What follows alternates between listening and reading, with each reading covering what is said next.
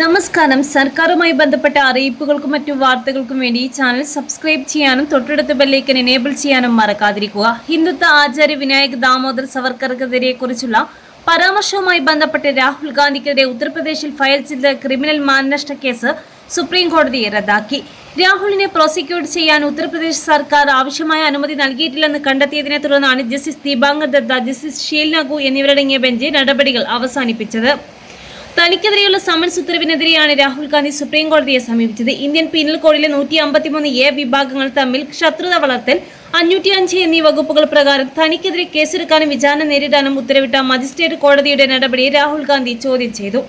അലഹബാദ് ഹൈക്കോടതി നടപടികൾ സ്റ്റേ ചെയ്യാൻ വിസമ്മതിച്ചതിനെ തുടർന്നാണ് അദ്ദേഹം സുപ്രീം കോടതിയെ സമീപിച്ചത്.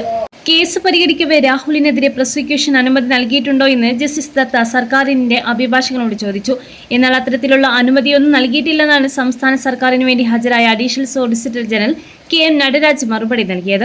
CRPC സെക്ഷൻ 196 പ്രകാരം IPC 153A വകുപ്പ് പ്രകാരം കേസെടുക്കാൻ സർക്കാരിന്റെ മുൻകൂർ അനുമതി നിർബന്ധമാണെന്ന് കോടതി വ്യക്തമാക്കി.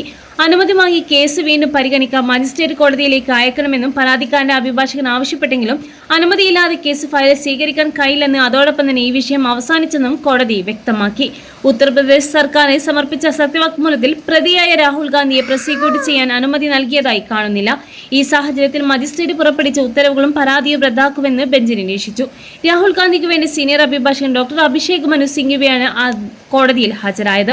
കഴിഞ്ഞ വർഷം ഈ കേസിൽ സുപ്രീം കോടതി നടപടികൾ സ്റ്റേ ചെയ്തെങ്കിലും രാഹുൽ ഗാന്ധി നടത്തിയ പരാമർശങ്ങളെ കോടതി അന്ന് ശക്തമായി വിമർശിച്ചിരുന്നു.